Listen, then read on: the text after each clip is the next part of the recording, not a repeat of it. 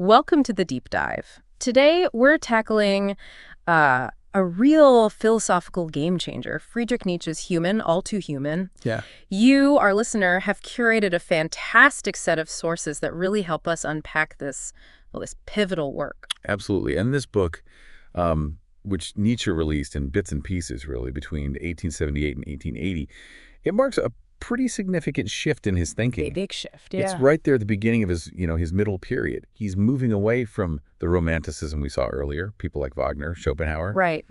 towards something more, well, pragmatic. Yeah. Enlightenment inspired, definitely. He even dedicated it to Voltaire. Exactly. Which says a lot. And what we want to get at today is Nietzsche's core aim with this book. Like, what were the central arguments and why is it so crucial for understanding his bigger project? Questioning traditional values, paving the way for the free spirit. Yeah, and it's vital to remember how Nietzsche himself talked about human, all too human. He called it a monument of a crisis. A crisis, okay. Yeah, this wasn't just like an academic thing. It reflected some intense personal stuff, health problems, the massive break with Wagner. Right, that was huge. Huge. And also a fundamental intellectual shift, a real rejection of idealism in philosophy. Yeah, that famous quote, right? Where you see ideal things, I see things which are only human. Alas, all too human. That quote just cuts right through, doesn't it? It really does. Stripping away all the lofty ideals, focusing on, well, the messy human origins of everything, and that subtitle, A Book for Free Spirits, tells you exactly who he was writing for and I guess what he hoped to achieve, fostering that intellectual independence. Okay, so let's get into the nuts and bolts. How is the book actually put together? The style, it's quite different from his earlier stuff, the longer essays. Oh, completely different. All Too Human is where Nietzsche really embraces the aphoristic style. Aphorisms, right. So instead of those big flowing arguments, you get this collection of distinct, often really concise observations, little thoughts, almost like thought grenades, short, sharp bursts. Yeah, that's one way to put it. Concentrated bursts of thought. And this change, it's not just stylistic, it's, deliberate. Okay. It signals he's moving away from building those huge, all-encompassing philosophical systems. The aphorism lets him explore ideas more openly, less rigidly. Which fits with the free spirit idea, encouraging questioning. Exactly. It encourages individual interpretation, which is perfect for cultivating that free spirit he's talking about. So it's not just a random collection of thoughts then. Is there some kind of underlying structure? Or is it just scattered? Well, yes and no. Especially in the first volume, there is a structure.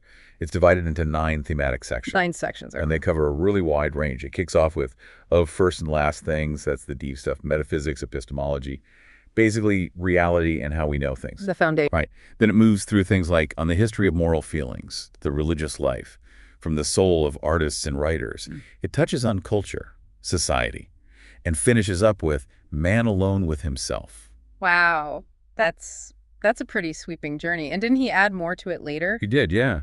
2 more parts. Assorted opinions and maxims and the wanderer and his shadow.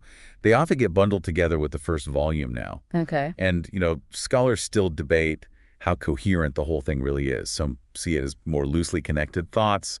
Others argue there's a deeper unity. Like that Bildungsroman idea. Exactly.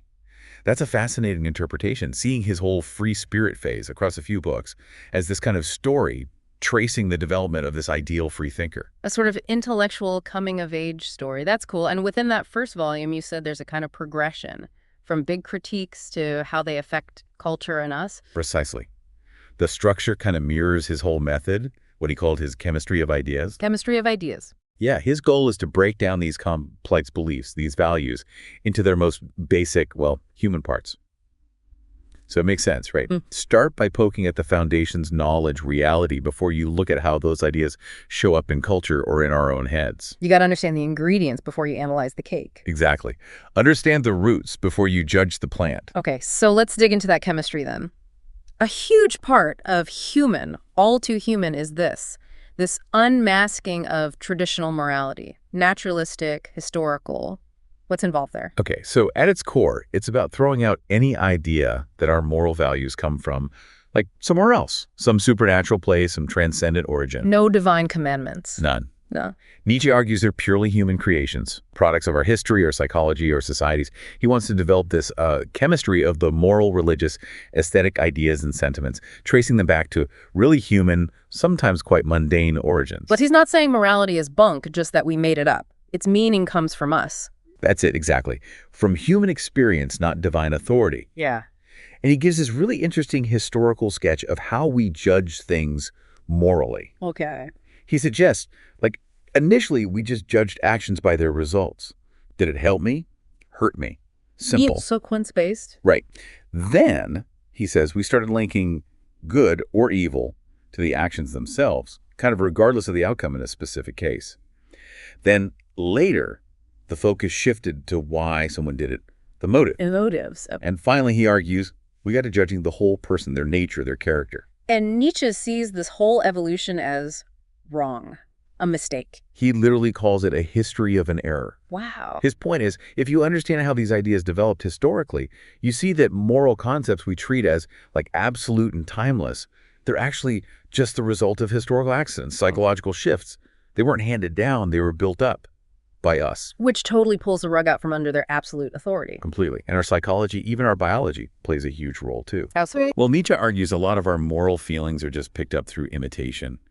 We soak up what our society approves or disapproves of. He even calls morality a kind of sign language of the effects. Sign language of the effects, meaning? Meaning it's a way we express our underlying emotions, maybe even our physical state, what he calls type facts, our basic constitution, you know? So morality is like an emotional code passed down. That's quite a thought. And his critique goes deeper, right? He targets some really core moral ideas, free will, for instance. Oh, yeah. Free will gets hammered. He completely rejects the idea of causa sui, the idea that our will causes itself, that it's somehow independent of the whole cause and effect chain. Nietzsche says, no way.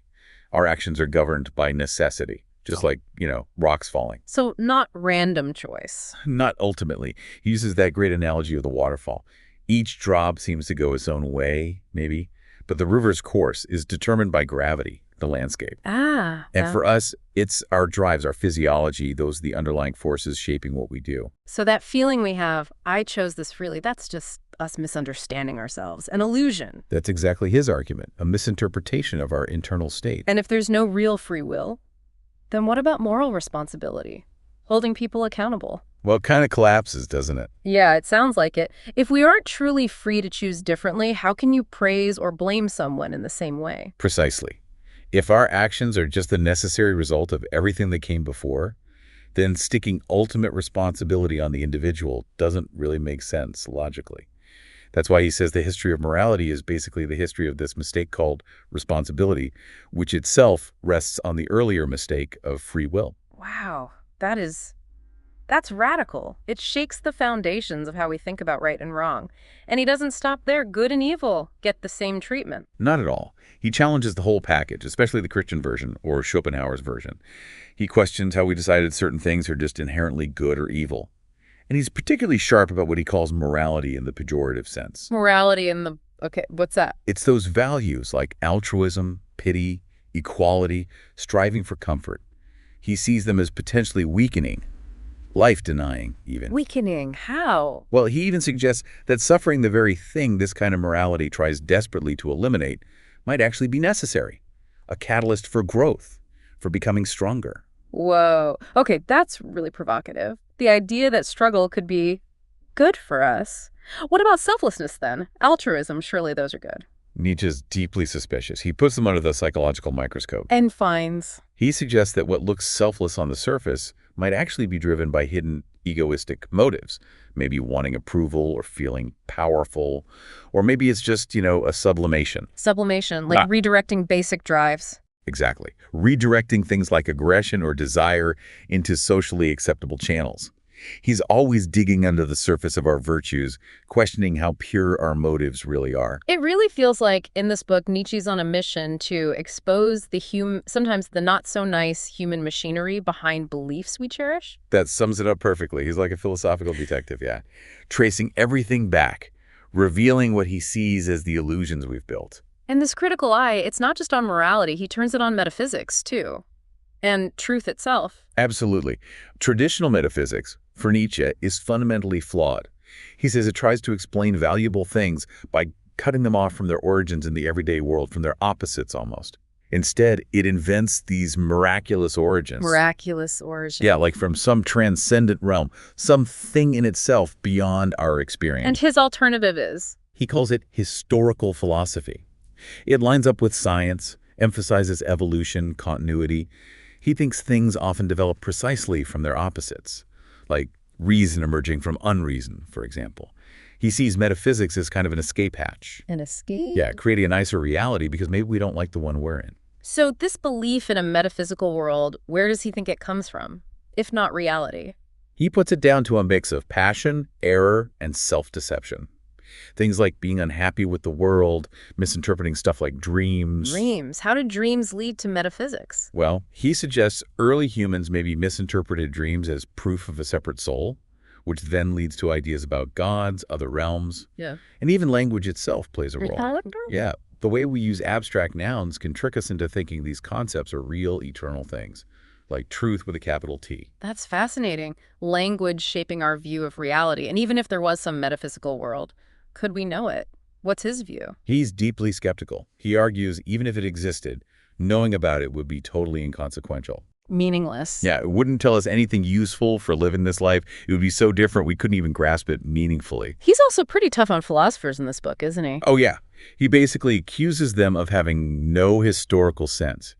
They mistake human traits that developed over time for some fixed, eternal human nature. And then project that onto everything. Exactly, onto the whole universe. He's even suspicious of logic itself, thinks it's maybe too optimistic, assuming the world has to be rational and that knowing more is always good.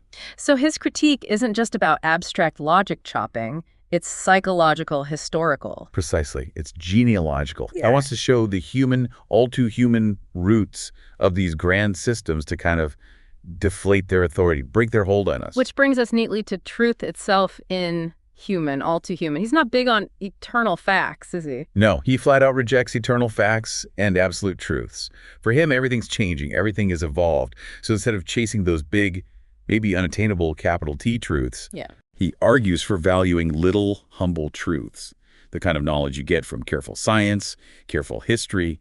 He sees pursuing those truths as needing real intellectual guts. Honesty? But it sounds like his view on truth here is maybe a bit complicated, not totally straightforward. That's a good way to put it. There's a definite tension. On one hand, he loves science as a tool for smashing old errors. But on the other hand, he starts asking this really tricky question. Could it be that some illusions, even if they're not technically true, are actually necessary for life? Necessary illusions. Yeah. He even hints at a possible raging discordance between art and truth. Like maybe they pull in opposite directions sometimes. So the free spirit he talks about, they aren't necessarily someone who has the final truth, but someone with a certain attitude towards truth. Exactly. It's about cultivating a kind of skeptical detachment, avoiding fanaticism about any belief, maybe even the belief in truth itself. He sees both the thrill and the potential, well, dread that can come with relentlessly seeking knowledge. It's a balancing act. Very much so. Human, all too human, is transitional here. He's definitely leaning into science, but he's still worried about what happens if we strip away all the comforting illusions. It's like he's saying, let's be ruthlessly honest about where our beliefs come from, but let's also be aware that maybe some falsehoods help us live. That captures the complexity perfectly. He's not just saying, be rational. He's exploring this really tangled relationship between truth, illusion, and what makes life worth living. Okay, so he's critiqued morality, metaphysics, truth. No surprise, he also reevaluates culture, art, and religion specifically. Let's take art first.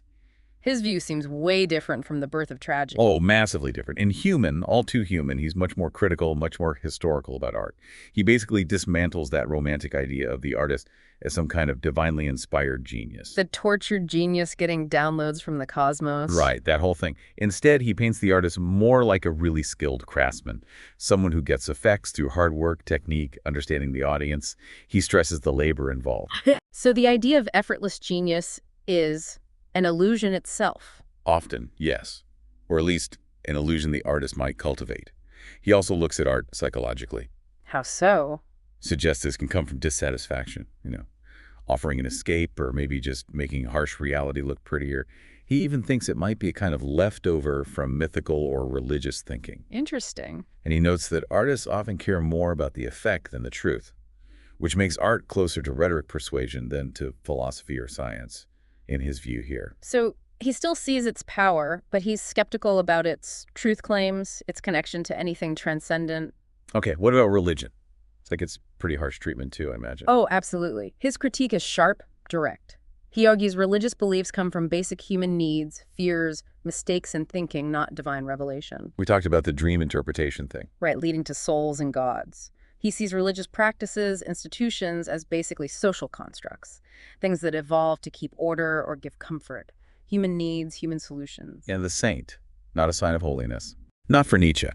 He analyzes the saint psychologically, suggests sainthood often comes from sublimating powerful drives like sexuality or the will to power. So channeling intense energy into piety. Something like that. Yeah. He sees the saint struggle as more internal, psychological self-mastery, maybe even bordering on pathological, not a connection to the divine. Yep. Religious feelings for him are expressions of our psychophysiological states, body and mind stuff, not responses to God. And moving away from religion towards science is progress. In his view here, yes, definitely intellectual progress. So science really comes out looking pretty good in this book, maybe the highest value, provisionally anyway. Yes, definitely elevated in the human, all too human.